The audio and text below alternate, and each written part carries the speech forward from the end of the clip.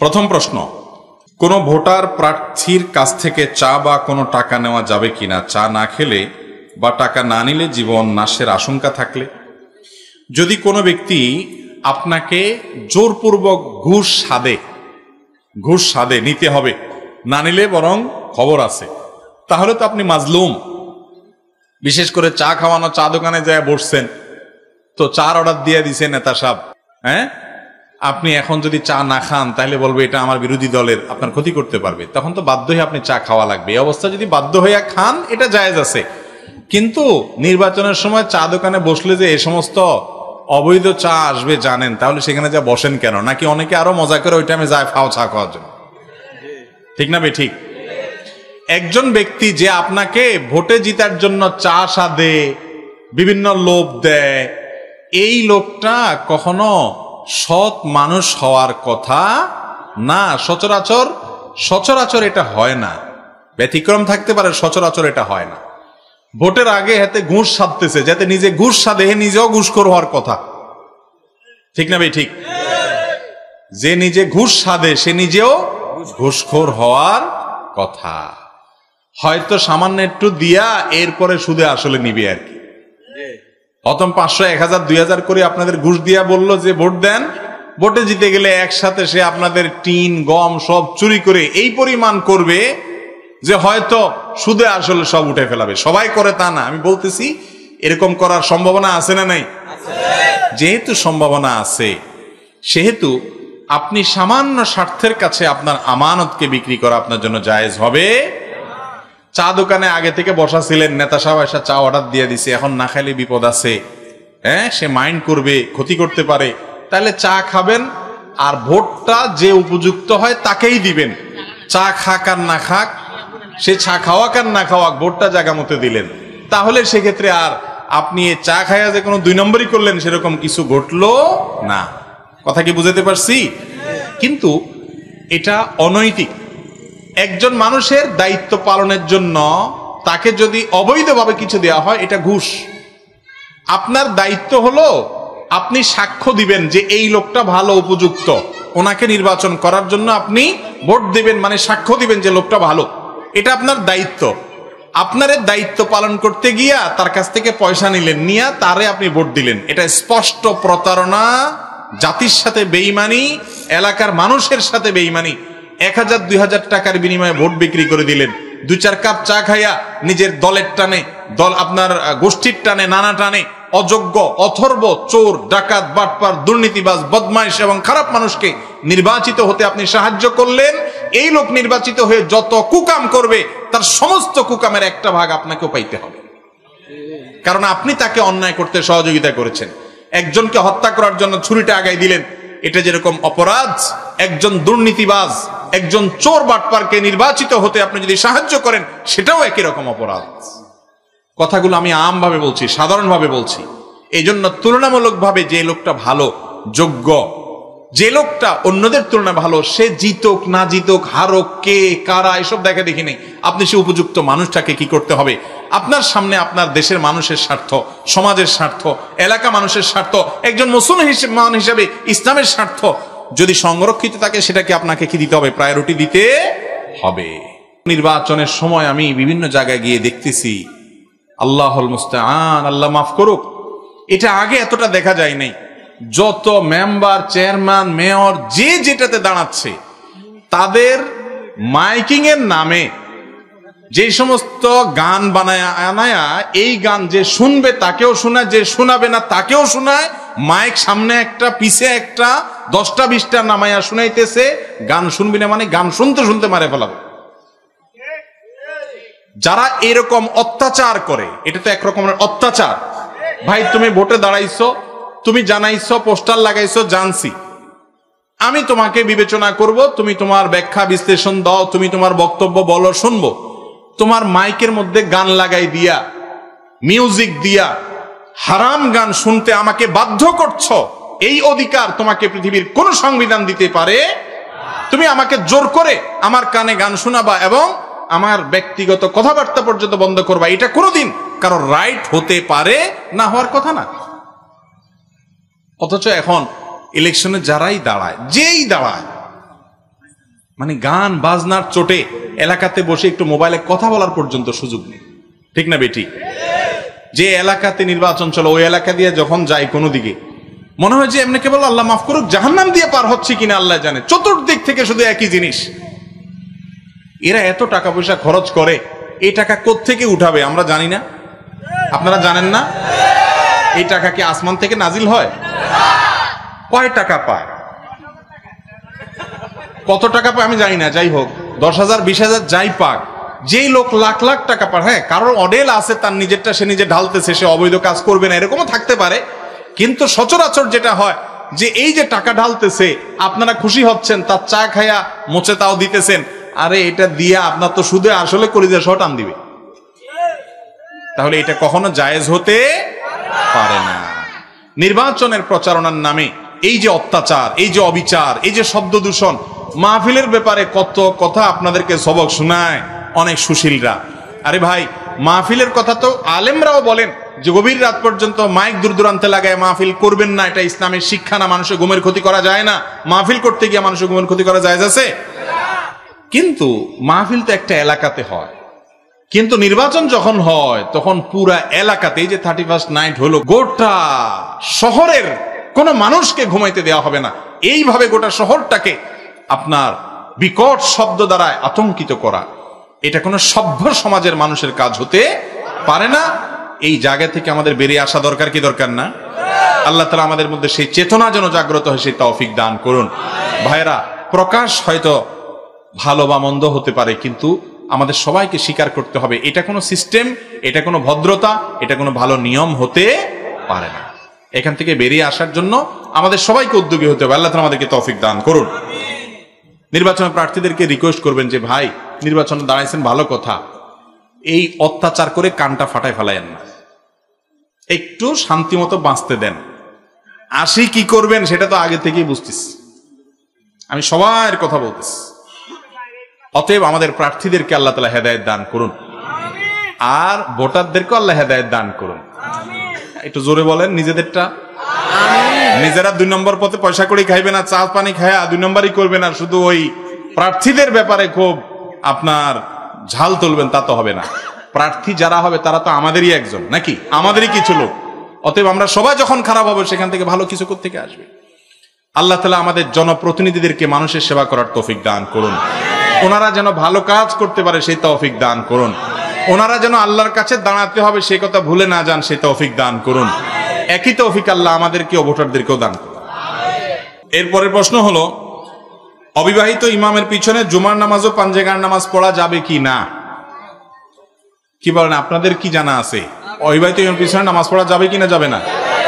আমি একটা কথা সবসময় বলি, যত মাসআলার খোঁচাখুচি, একটা হলো মাসআলা জানা, জিজ্ঞেস করা, এটা তো ভালো জিনিস, কিন্তু মাসআলার খোঁচা বুঝেন মানে হলো বিভিন্ন মাসআলা দিয়ে খোঁচানো আর কি, অযথাই। এটা আমাদের দেশে 2 শ্রেণীর মানুষের পিছনে মানুষ করে, এক হলো হুজুরদের পিছনে, বিশেষ করে ইমাম সাহেব মুয়াজ্জিন সাহেব বলে বেচারাদের পিছনে, আর এক হলো মহিলাদের পিছনে। মহিলাদের জন্য আজগুবি আজগুবি সব মাসালা বাইর করে, হ্যাঁ, আর ইমাম মুয়াজ্জিনদের পিছনে। ভাইরে, কেউ বিয়ে করা ছাড়া নামাজ পড়তে পারবে কিনা? কোন সন্দেহ আছে? বালেগ হয়ে গেছে, বিয়ে করে নাই, তার নামাজ আছে না নাই? তাহলে ইমাম সাহেবের পর প্রশ্ন আসলো কেন? আপনি যদি মুসল্লি হইতে পারেন, মুক্তাদি হইতে পারেন, ইমামতিও করতে অসুবিধা নাই। আমাদের অনেক ভাইরা মনে করেন যে না, ইমামতি করতে হলে বালেগ হইতে হবে, বিয়ে করতে হবে, অবিয়েত্তা মানুষ পিছনে ইমামতি হয় না। এটা কোনো কথা হলো? অবিয়েত্তা মানুষের জন্য ইমামতি হবে না?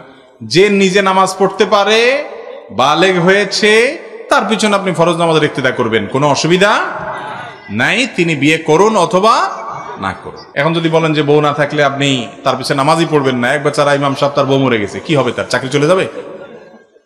এটা তো কোনো কথা না। তাহলে বোঝা গেল, পাঞ্জেগানা নামাজ হোক, 5 ওয়াক্ত হোক আর জুমা হোক, ইমামতি করার জন্য ইমাম সাহেবের বিবাহিত হওয়া জরুরি। তবে সাধারণত মসজিদের দায়িত্ব যাদেরকে দিবেন, সেটা ইমাম হোক আর খতিব হোক, তাদের মধ্যে যেন ব্যক্তিত্ব থাকে, ভারত্ব থাকে, ওজন থাকে, একেবারে ফাত্রামি যেন না করে, আড্ডাবাজি যেখানে সেখানে যেন না করে, ওজনদার মানুষ হয়। সেটা বিবাহ করলে একটু বেশি ভারত্ব আসে, আবার অনেক সময় বিয়ে করার পরে অনেকের মধ্যে ফাতরামি থাকে, ঠিক না ভাই? ঠিক। কত বিবাহিত ফাতরা মানুষ আছে, কত অবিবাহিত মানুষ আছে যার ভিতরে ভারত্ব আছে, পার্সোনালিটি আছে, ব্যক্তিত্ব আছে, তাই না? এই জন্য ইমাম সাহেব আড্ডাবাজি করে বেড়ায়, উল্টাপাল্টা করে বেড়ায়, এরকম যেন না হয় সেরকম ইমাম নিয়োগ দিবেন। আর সব কথার শেষ কথা হলো, পয়সা করি ইমাম সাহেবের প্রাপ্য হাদিয়া বেতন এমন ভাবে দিবেন যে ফাতরামি ফালতুগিরি ইমাম সাহেব না করে ব্যক্তিত্বপূর্ণ মানুষ পান। আপনি গুড় যে পরিমাণ দিবেন মিষ্টি সে পরিমাণ হবে। বেতন দিবেন 5,000, বাকি রাখবেন 6 মাস। আবার চাইবেন যে ব্যক্তিত্বপূর্ণ বিবাহিত বালেগ সুদর্শন বড় আলেম মুফতি আল্লামা একজন ইমাম সাহেব। এটা সম্ভব কোনোদিন? গুড় কম দিবেন আর শুধু মিষ্টি বেশি চাইবেন, তা হবে কেন? ইমাম সাহেব খতিব সাহেবরা যেন ভালো থাকে সেদিকটাও খেয়াল করবেন। আবার ওনারা যেন কোনো ফাতরামি না করে, সেরকম মানুষ যেন নিয়োগ না পায় সেটাও খেয়ালে রাখতে হবে। সেটার সাথে বিবাহের সম্পর্ক নাই। তবে হ্যাঁ, সাধারণত একটু বয়স বেশি হলে ভারত্ব আসে। যদি দেখেন যে একজন মানুষের বয়স কম হলেও ভারত্ব আছে, আলহামদুলিল্লাহ, তাকে নিয়োগ দিতে কোনো অসুবিধা নাই। এরপরে প্রশ্ন হলো, এক ব্যক্তি তার স্ত্রীকে বলল তুমি তালাক, তোমার বাবা মা তালাক, তোমার 14 গোষ্ঠী তালাক, এই কথা 2 দিন বলল, এখন তার স্ত্রী তালাক হবে কিনা? যদি কেউ এরকম কথা বলে সে অত্যন্ত নিকৃষ্ট, নোংরা এবং জঘন্য কাজ করেছে। তালাক হওয়ার ক্ষেত্র হলো তার স্ত্রী, নিজের স্ত্রীকে কেউ তালাক দিতে পারে। এভাবে বাপ মা তুলে তাদেরকে তালাক দেওয়া, এটা অসভ্যতা, এটা অভদ্রতা, অসৌজন্যতা, এটা নোংরামো, এটা কোনো মুসলমানের ভাষা হতে পারে না। আপনার স্ত্রীর সাথে আপনার বনিবনা হচ্ছে না, তার বাপ মা আপনি কেন তুলবেন? তারা তো তালাকের পাত্র না। বিয়ে তো স্ত্রীকে করছেন, শ্বশুরে করেন না, তাহলে বাপের তালাক কেন দেন? যারা বিয়েই করেন না তারা তালাক কেমনি দিবেন? কিন্তু আমাদের দেশে এখনো অনেক মানুষ আছে তালাক দিতে গেলে 3 না, কয় 3000 তোমার 14 গোষ্ঠীর বাপ মারে তুলে। এই মানুষগুলো হলো এক কথায় ফাসেক, গুনাহগার, পাপিষ্ট, অপরাধী, খারাপ মানুষ। আল্লাহর কাছে এরা খুবই অপছন্দের মানুষ। রাগ আসলে মাথাটা ঠিক রাখেন, এত বেলাইন হয়ে যায় না যে কি বললেন, কারে বললেন সেটা খেয়াল করলেন না। মুসলমান কখনো গালিবাজ, অভিশাপকারী এবং এই যেনতেন ফালতু এবং নিচু কথা বলা মানুষ মুসলমান হতে পারে না। লাইসাল মুমিনু বিত্তাআনি ওয়ালাল্লাআনি ওয়ালাল ফাহিশ ওয়ালাল বাদি, নবীজি সাল্লাল্লাহু আলাইহি ওয়াসাল্লাম বলেছেন। এজন্য নিচু কথা মুসলমান বলতে পারে না, এরকম বলা যাবে না। তালাকের বিষয়ে একটা কমন কথা বলে রাখি ভাইরা, যারা যুবক আছেন বিবাহ করবেন তাদের জন্য দরকার, যারা বিবাহিত আছেন তাদের জন্য দরকার। সেটা হলো, খবরদার, তালাক অত্যন্ত ডেঞ্জারাস একটি বিষয়। ইসলামে তালাকের চাইতে ভয়াবহ কোনো বিষয় আর খুঁজে পাওয়া কঠিন। এই অর্থে ভয়াবহ যে তালাক যদি আপনি দুষ্টমি করে হাসতে হাসতেও দেন, তালাক হয়ে যাবে। সালাসুন জিদ্দুহুন্না জিদ্দুন ওয়া হাজলুহুন্না জিদ্দুন, 3টা কাজ সিরিয়াসলি করলে যা হয়, হাসতে হাসতে মজা করে করলেও তা ঘটে যায়, ঠেকানো যায় না, পরে আফসোস করবেন কোনো কাজে আসবে। অনেকে আপনাদেরকে ফতোয়া দিবে যে রাগের মাথায় তালাক দিলে তালাক হয় না। এটা ভুল ফতোয়া।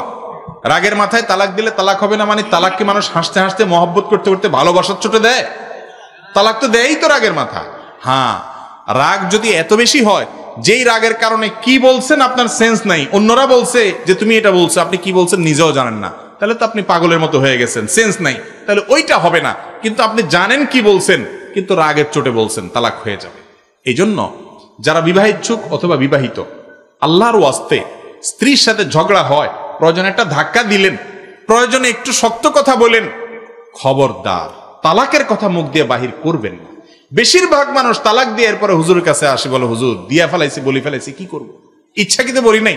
অনেকে বলে যে হ্যাঁ রাগের মাথায় বলে ফেলছে, অনেকে বলে যে আসলে আমার উদ্দেশ্য ছিল না, অনেকে বলে যে আমি এখন তওবা করতে চাই। ভাই, তালাক এমন একটা জিনিস, এটা ছুরি ভরার মতো। একজনের বুক দিয়ে আপনি ছুরিটা ঢুকাই দিলেন, দিয়ে এরপরে বললেন ও সরি, আমি আসলে রাগের মাথায় ঢুকেছিলাম। এটা বললে কি লোকটা জিন্দা হয়ে যাবে? যাবে না ভাই। এখন যদি আপনার কোনো ইমাম সাহেব, কোনো কাবা শরীফের ইমাম সাহেবরে আনাইয়া তওবা পড়ানো হয় যে তুমি যেহেতু ছুরি বললে তার বুকে তওবা করো, তাইলে লোকটা জাতা হয়ে যাবে, জীবিত হবে? যদি না হয়, তালাকটা হুবহু এরকম, সারা পৃথিবীর সমস্ত আলেমরা একমত, একজন আলেমদ্বিমতকারী পাবেন না। এত ডেঞ্জারাস বিষয়, সেই তালাকটা কথায় কথায় দেওয়া যাবে? খবরদার, রাগ উঠছে অন্য 1000 কথা বলেন, তালাকের কথা বলবেন না। বলে তালাক তাহলে কখন বলবো? তালাকের যদি সিদ্ধান্ত নেন তাহলে দেখেন যে এর সাথে বনিবনা করে হচ্ছে না, একজন ভালো আলেমের কাছে চলে যান, পরামর্শ করেন, হুজুর তালাক দিতে চাই কারণ তার সাথে আমার ঘর করা হচ্ছে না, কি করব? মুরব্বীদের সাথে পরামর্শ করেন, তারও আগে অনেকগুলো কাজ আছে, সেগুলো শেষ করেন, বুঝান, শাসন করেন, রাগ করেন, রাগ করে বাড়ির থেকে বাইরে চলে যান, বিছানা পৃথক করেন, দুই পক্ষের মুরব্বীদেরকে ডাকেন, কোনো কিছুতে হয় নাই, এরপরও তালাক দিতে হবে, ভালো কথা দেন।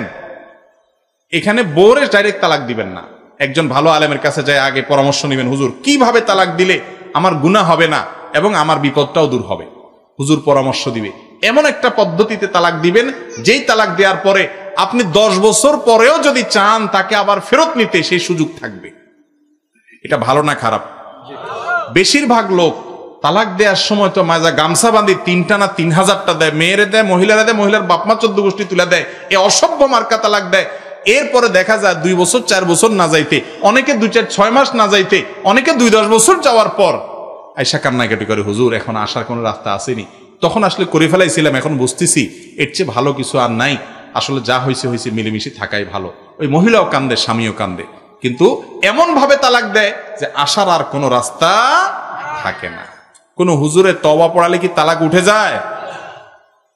তাহলে তালাক দেওয়ার আগে সাবধান থাকবো তো ইনশাআল্লাহ।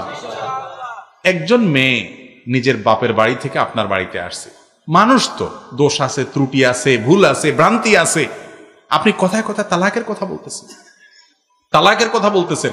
কিছু ছোট লোক বন্ধু আছে, ছোট লোক বন্ধু চিনেন? ছোট লোক বন্ধু হলো কিছু হইলে দোস্তরা বলে না তোর সাথে আর কোনো যোগাযোগ না, সব তোর সাথে কোনো কথা নাই, কাটটি মাট্টি দিয়া 14 গোষ্ঠী শেষ। কথায় কথায় ভাই একটু সিরিয়াস কিছু হলে বলো, যখন তখন, তাও দোস্তির কাটটিতে কিছু আসে যায় না, এটা তো তালাক না, কাটটি দিলেন আবার জোড়া দিলেন, কি আসে যায়? এর চাইতে বড় ছোট লোক হলো ওই পুরুষ যে পুরুষ কথায় কথায় স্ত্রীকে তালাক দেয়। একইভাবে ওই মহিলাও ছোট লোক যে মহিলা কথায় কথায় স্বামীকে হাইকোর্ট দেখায়। হাইকোর্ট দেখানো বুঝেন? কারে থাকো তোমার সংসার রাখো, আমি আমার বারবাদ গেলাম। এই দুইটার কোনোটাই ভালো। স্বামী স্ত্রী যত মিলেমিশে থাকে আল্লাহ তাআলা তাদেরকে তত পছন্দ করেন। একসাথে থাকতে গেলে দুইটা পাতিল বাড়ি খাবেই, অসুবিধা হবেই। উস্কানি না মানুষের অভাব নাই, বহুত লোক উস্কানি দিবে, বলবে আরে বাদ দে কত আছে, এরপরে যখন ফাঁসি যাবেন এদের কাউকে খুঁজে পাবেন না। এই জন্য মিলেমিশে থাকার চেষ্টা করতে হবে। আল্লাহ আমাদের তৌফিক দান করুন।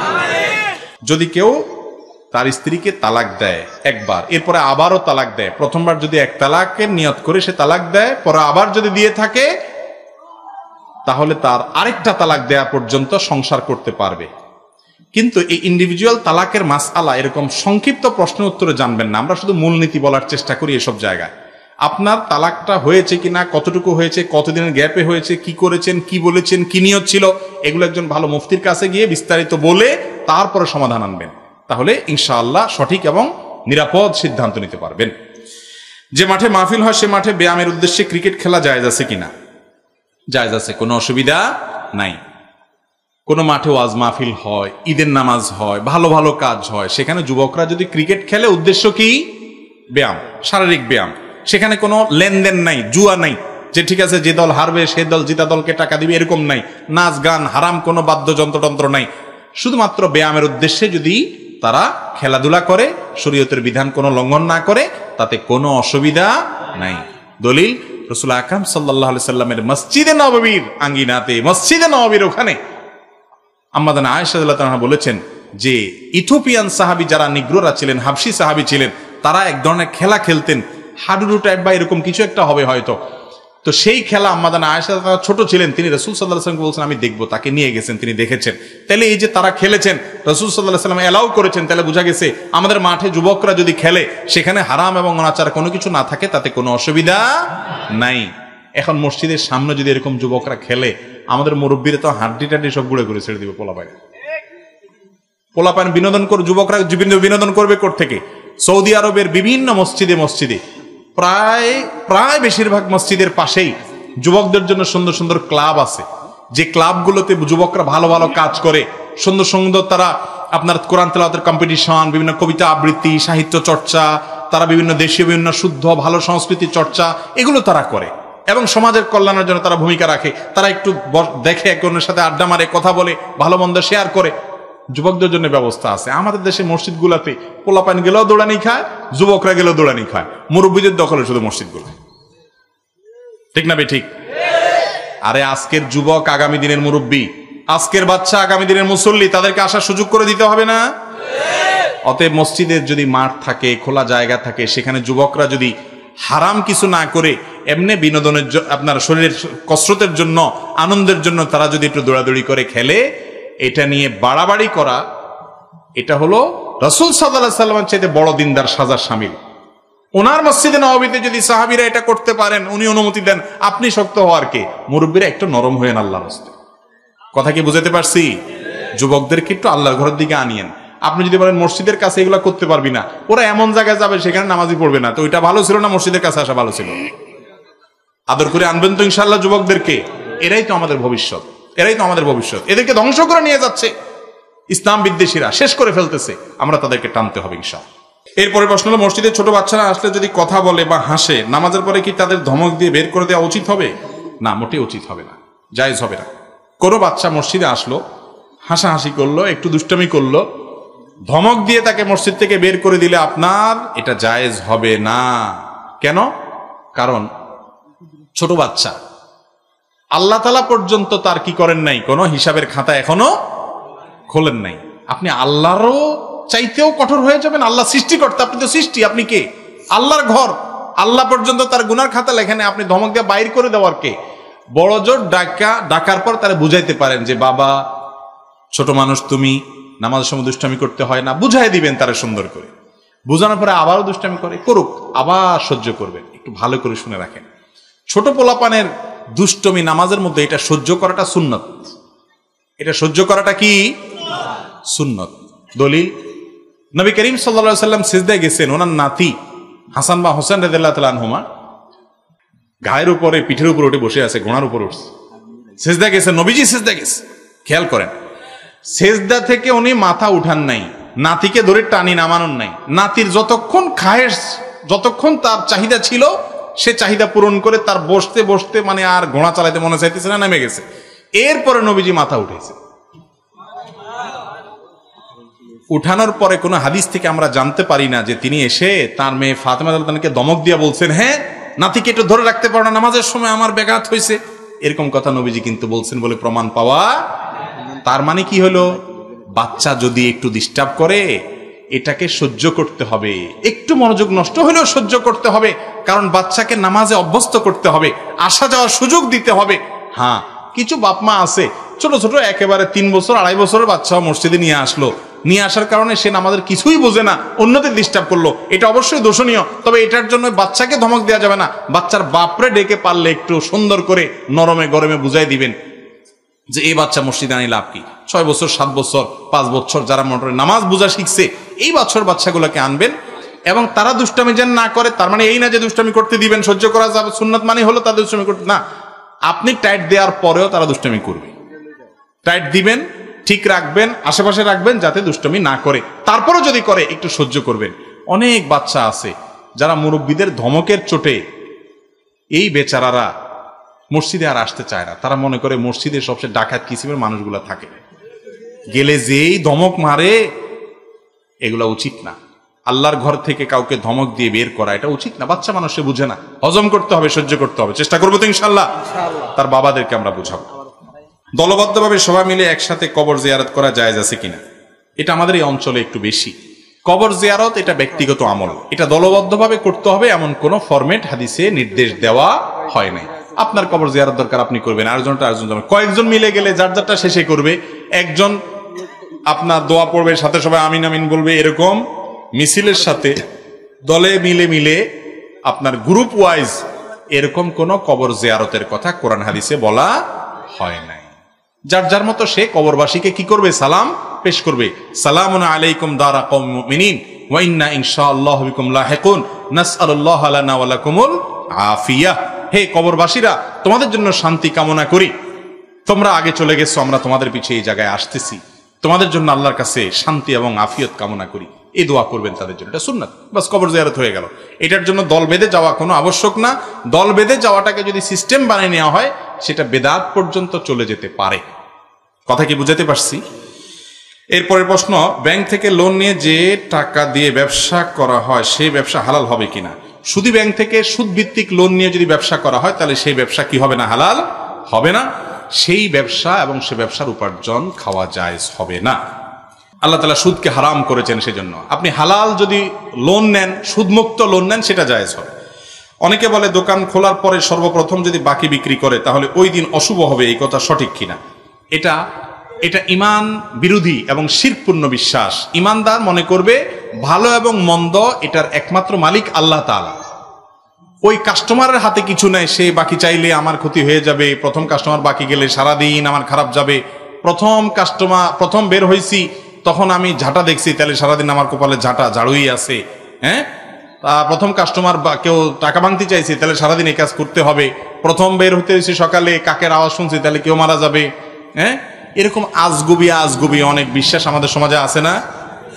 আবার একটা আধুনিক আজগুবি কুসংস্কার বাইর হয়েছে এখন, যে বছরের প্রথম প্রহরে রাত 12টা 1 মিনিটে আনন্দ ফুর্তি করলে সারা বছর ভালো থাকবে। এগুলো আরো দুঃখে থাকে বেশি, ঠিক না বেঠিক? এই জন্য এই সমস্ত কুসংস্কারে কোনো মুসলমান বিশ্বাস করবে না, জায়েজ নাই। দোকানদার আপনার কাছে প্রথম কাস্টমার বাকি আসলে যদি লোকটা ভালো হয়, টাকা দিবে, মনে হয় আরো বেশি করে তার কাছে কেনা বেচা করবেন, তাহলে ঈমান ঠিক থাকবে ইনশাআল্লাহ। কারণ ওই কাস্টমার নগদ চাইলে যে সারাদিন আপনার বেচা ভালো হবে এমন কোনো কথা নাই। মহিলারা কবরের পাশে দাঁড়ায় কবর জিয়ারত করতে পারবে কিনা? কবরস্থানের পাশে দাঁড়িয়ে কবরবাসীকে সালাম পেশ করলো, এটা করতে পারবে। এমনকি কবরস্থানে গিয়ে জিয়ারত করতে পারবে কিনা, এটা নিয়ে ওলামাদের মধ্যে ইখতিলাফ আছে। অনেক ইমামরা বলেছেন যে বেশি বেশি করার ব্যাপারে হাদিসে নিষেধ আসছে, লানাল্লাহু যাওয়ারাতিল কুবুর আসছে, মাঝে মধ্যে গেলে অসুবিধা নাই। অনেকে বলেছেন যে নিয়ন্ত্রণ করতে পারলে, ফিতনার মুক্ত থাকতে পারলে তার জন্য করা জায়েজ আছে। এবং এক্ষেত্রে আপনার কবরস্থানের বাইরে থেকে যদি তারা কবরবাসীকে সালাম পেশ করে বা মহব্বতের কারণে যায়, অসুবিধা নেই। সাধারণত কবরস্থানে তারা গেলে আবেগপ্রবণ হয়ে যায়, ভিড় থাকে নানা কারণে, আপনার সেখানে সচরাচর বা খুব বেশি তাদের যাওয়ার ব্যাপারে হাদিসে নিরুৎসাহিত করা হয়েছে। বদনজর কি সত্য? বাঁচার উপায় কি? বদনজর সত্য, বদনজর সত্য। কেউ কোনো কিছু দেখে যদি তাবারাকাল্লাহ না বলে, হাদিসে আসছে, মাশাআল্লাহ না বলে, আল্লাহর দিকে সম্বন্ধ না করে, বরং ওরে বাবারে ওরে মারে বলে একটা ভালো তরকারি, ভালো কিছু, ভালো মানুষ, সুন্দর বাচ্চা, ভালো কিছু দেখে রাক্ষসের মতো চায়া, আশ্চর্য হইয়া যদি চায়, তাহলে এটাকে বলা হয় নজরে হাসেদ বা হিংসুকের নজর। এই হিংসুকের নজরের কারণে ওই ব্যক্তি বা বস্তু ক্ষতিগ্রস্ত হতে পারে। এটা স্পিরিচুয়াল এবং আধ্যাত্মিক একটা বিষয়, যেটা বাহ্যিকভাবে বোঝা যায় না। এটা যে ক্ষতি হয়, যারা বদনজরের শিকার হন বিভিন্ন সময়, তারা আঁচ করেন, হাড়ে হাড়ে টের পান। ইমানদারদের জন্য এগুলো আল্লাহ রাব্বুল পক্ষ থেকে এক্সট্রা বোনাস, যে তারা কিছু বিশেষ সুবিধা পায় যেগুলো বেঈমানরা পায় না, ধরতে পারে না। এই জন্য বদনজর থেকে বাঁচার জন্য কি করবেন? বাচ্চারে বদনজর থেকে বাঁচার জন্য এখানে একটা কালো টিপ দিবেন, ঠিক আছে না? একটা কালো তাগি বাঁধবেন গলা, একটা হাতে একটা। হ্যাঁ, এগুলা করলে কোনো লাভ নাই। এমনি বাচ্চা ফুটফুটে সুন্দর, সেজন্য আপনি একটা কালো টিপ দিয়েছেন যে সুন্দর দেখা যাবে, সেটা দেন, সেটা আপনার ব্যাপার। কিন্তু এটা দিলে বদনজর লাগবে না এমন কোনো কথা নাই। আমার দেশে যে কত কাহিনী মানুষ করে, ওই যে আপনার খেতে মাটির হাঁড়ির পিছনে কালি মাখি খাড়া করাই দেয়, আছে না নাই? চুন মাখি খাড়া করাই দেয়। আবার ওই যে আপনার গরুর হাঁট দিয়ে এগুলা ঝুলে রাখে, তাহলে বদনজর হবে না। এগুলো অযথা কথা। বদনজর থেকে বাঁচার জন্য কেউ কোনো কিছু দেখে যদি বলে ওরে বাবারে এত সুন্দর, বলবেন যে মাশাআল্লাহ বলো, তাবারাকাল্লাহ বলো। যদি সে মাশাআল্লাহ তাবারাকাল্লাহ বলে, মাশাআল্লাহ বলে, ইনশাআল্লাহ বদনজর লাগবে না। এটা হলো ঔষধ। আর যদি কারোর বদনজর লাগে গেছে, মনে করেন যে অমুকে এটা দেখি অনেক আশ্চর্য হয়ে গেছে, তার বদনজর লাগছে, আবার সবার সবসময় বদনজর লাগেও না, এরকম কারোটা যদি লাগছে মনে হয়, তাহলে তারে বলবেন একটু পানি পড়া দাও। তার পানি পড়া, বিশেষ করে পানিতে সে একটু থুতু দিল বা হাত ভিজাই দিল, ওইটা গায়ে বা শরীরে ধুইয়া নিলে যার বদনজর হয়েছে তার ক্ষতি দূর হয়। এটাও হাদিস দ্বারা প্রমাণিত। টাকার বিনিময়ে কোরআন খতম করা কি জায়েজ আছে? কোরআনে খতম টাকার বিনিময়ে করা জায়েজ নাই। যে কোরআন পড়বে সবটা তার হবে। লাইসাল ইনসানে ইল্লা মা সাআ, যে যতটুকু আমল করবে সে তার বিনিময় পাবে। পয়সা আপনি দিবেন আর আমি কোরআন পড়বো, সব আপনার অ্যাকাউন্টে জমা হবে, এরকম কোন সিস্টেম আল্লাহর এখানে নাই। দুনিয়াতে এগুলা চলে, সওয়াবের কাজে এগুলা চলে না। আপনি হুজুরে আনি খতম পড়ায় টাকা দিলেন, সওয়াবও পাইলেন না, টাকাটাও গেল, আমসালা দুইটাই গেল। নিজের কোরআন তেলাওয়াত নিজে করবেন, হুজুরেরটা হুজুর করবে। কথা কি বুঝাতে পারছি? হুজুরের কাছ থেকে কোরআন শিখবেন, কোরআন শিখতে সহযোগিতা করবেন। কোরআন কিনে দিলেন, তালেব ইলমদেরকে হাদিয়া দিলেন, সেটা ভিন্ন জিনিস। কিন্তু হুজুর কোরআন হলেন, সবটা আইসা আমাদের টেনে লই যান, এরকম কোনো সিস্টেম নাই। এগুলা অযথা। পণ্যের সাথে থাকা কোম্পানির গিফট দোকানদার ভুলে না দিলে রেখে দিতে পারবে কিনা? দোকানদার যদি ভুলে দেয় নাই, এই চিপস কিনলের সাথে একটা খেলনা আছে, দিতে মনে নাই, চলে গেছে, তাহলে ওইটা পরে পোষা দিতে হবে। যদি তার আর খুঁজে পাওয়া না যায় বা চিনা না যায়, তাহলে অন্য কাউকে দান করে দিবে। দোকানদার নিজে সেটা ভোগ করা জায়েজ হবে না। যারা মুদি দোকান করেন দেখবেন কোম্পানি কত কিছু গিফট দেয়, ডিব্বা দেয়, চামচ দেয়, বাটি দেয়, এটা দেয়, সেটা দেয়। এদের বাড়িতে ওরস, এই জিনিসগুলা তো মূলত জিনিসের সাথে আসছে, এটা তো কাস্টমারের পাওনা। কাস্টমাররা না দিয়ে সেগুলো আপনি রেখে দিতে আছেন, জায়েজ হবে না হারাম হবে? আমরা অনেকে হারাম খাই কিন্তু টের পাই না। শুধু সুদখোর ঘুষখোর বললে আমরা চিল্লায় উঠি, মনে করি এদেরকে হুজুর বাঁশ দিয়ে দিছে। আমরা নিজেরাও যে বহুভাবে বাঁশ খাই সেটা আমরা টের পাই না। এবার মানুষের হক নষ্ট করা যাবে? যাবে না, দিয়ে দিতে হবে তাদের। পুরুষের চুল রাখার তরিকা কিরকম সুন্নাহ? পুরুষ চুল রাখবে 3 ভাবে রাখা সুন্নত। এক হলো চুল বড় রাখবে কান পর্যন্ত, কাঁধ পর্যন্ত, এই মাঝ পর্যন্ত, কাঁধ পর্যন্ত, জুম্মা লিম্মা অফরা, জুম্মা লিম্মা অফরা। আর যদি এই 3টার কোনোটা না রাখেন তাহলে পুরা মাথা ছোট করবে, পুরা মাথা সমান করবে। আর যদি আপনি একদিকে লম্বা আরেক দিকে চাচি ফেলছেন, একদিকে একেবারে নাই আরেক দিকে একটু আছে, বিভিন্ন খেলোয়াড়দের সাথে মিল রেখা, এটাকে হাদিসে বলা হচ্ছে কাজা। কাজা নবী সাল্লাল্লাহু আলাইহি ওয়াসাল্লাম নিষেধ করেছেন এই ধরনের চুল রাখার ক্ষেত্রে। এটা গুনাহ, এটা জায়েজ নাই। তাহলে চুল রাখার সুন্নাহ পদ্ধতি জানলাম, জায়েজ পদ্ধতি জানলাম, গুনার পদ্ধতি জানলাম, 3টাই জানলাম। 3 ভাবের এক ভাবে রাখা সুন্নাত, আর পুরা মাথা যে কোনো সাইজে একরকম করে রাখলেন এটা হলো জায়েজ। আর একদিকে এক এক রকম, আপনার ওই যে বান্দরের মতো এক একটা এক রকম করে রাখলেন, এটা হলো নাজায়েজ এবং গুনাহ, হাদিসে নিষেধ আছে। বাইরে প্রত্যেকটা কাজের জন্য আল্লাহর কাছে হিসাব দিয়ে করতে হবে। মরবেন, কবরে যাইতে হবে। হক হালাল হালাল হারাম যে বেঁচে চলবে তো ইনশাআল্লাহ। জামাতে নামাজ পড়ার সময় অনেক সময় দেখা যায় ইমাম দুদিকে সালাম ফিরিয়ে ফেলেছেন, কিন্তু মুক্তাদি দেরি করে পরে সালাম ফিরিয়েছেন। প্রশ্ন হলো মুক্তাদির নামাজ হবে কিনা? হবে, কোনো অসুবিধা নেই। বিশেষ করে ইমাম সালাম ফেরানোর সাথে সাথে যদি দুদিক ফিরেছেন তারপরে আপনি সালাম ফিরেছেন, তাতে আপনার নামাজের কোনো অসুবিধা হবে না। বরং অনেক ইমামদের মতে, অনেক ওলামাদের গবেষণা ইজতিহাদ অনুযায়ী ইমাম দুই দিকে সালাম ফিরানো, দুই দিক মিলাইয়া হলো একটা আমল, এটার পরেই মুক্তাদি শুরু করবে। বুঝাচ্ছে কথা? এর ভিন্ন মত আছে, সেটা বলছি না। মূল প্রশ্নের উত্তরে যাচ্ছি যে সালাম ইমাম দুই দিকে সালাম ফেরানোর সাথে সাথে আপনি ফিরে ফেলছেন বা পরপরই আপনি ফিরেছেন, সামান্য বেশি গ্যাপ হয় নাই, খুব বেশি গ্যাপ হয় নাই, সামান্য গ্যাপ হয়েছে, তাতে নামাজ হবে, কোনো অসুবিধা নাই। এমন তো অনেক হাদিস আছে যেখানে বলা হয়েছে মুসলমানের পরস্পর ভাই ভাই, এক মুসলিম অন্য মুসলিমের সাথে 3 দিনে বেশি কথা বলে থাকতে পারে না, বলে থাকতে পারে না। প্রশ্ন হলো, বর্তমানে আমরা দেখি যে ভাই ভাইয়ের শত্রুতা সবচেয়ে বেশি। ভাই তার আপন ভাইয়ের সাথে একটা সময় সম্পর্ক ভাইয়ের মত খারাপ হয়, তবে ইসলাম কেন মুসলমানদেরকে পরস্পর ভাইয়ের মতো হতে বলেছে? হ্যাঁ, এটা তো ঠিক যে আমরা আমাদের সমাজে হয়ে গেছে এরকম যে ভাই মানে হলো কমন শত্রু, এর সাথে লাগালাগি থাকবেই ভাই। আসল কথা হলো যে ভাই হলো দুনিয়াতে সহপাঠীদের মধ্যে সবচেয়ে আপন, সবচেয়ে কি আপন। অতএব সবচেয়ে আপন মানুষ যেহেতু ভাই, বিধায় এই সবচাইতে আপন মানুষের সাথে সবচেয়ে আপন মানুষের মতো আচরণ করতে হবে, ভালো থাকতে হবে এবং সুন্দর আচরণ করতে হবে। আমরা আজকে উল্টা হয়ে গেছে আমাদের সমাজে, সেটা আমাদের ত্রুটি, কিন্তু মূলত ভাই সবচাইতে কি হয়? আপন হয়। বিধায় অন্যদের সাথে ভাইয়ের মতো থাকতে হবে। জাযাকুমুল্লাহ খাইর ওয়া আখিরু দাওয়ানা আলহামদুলিল্লাহি রাব্বিল আলামিন। নিয়মিত ইউটিউব ভিডিও দেখতে সাবস্ক্রাইব করুন। নতুন নতুন ভিডিও পেতে ঘন্টা বাটনটি চাপুন।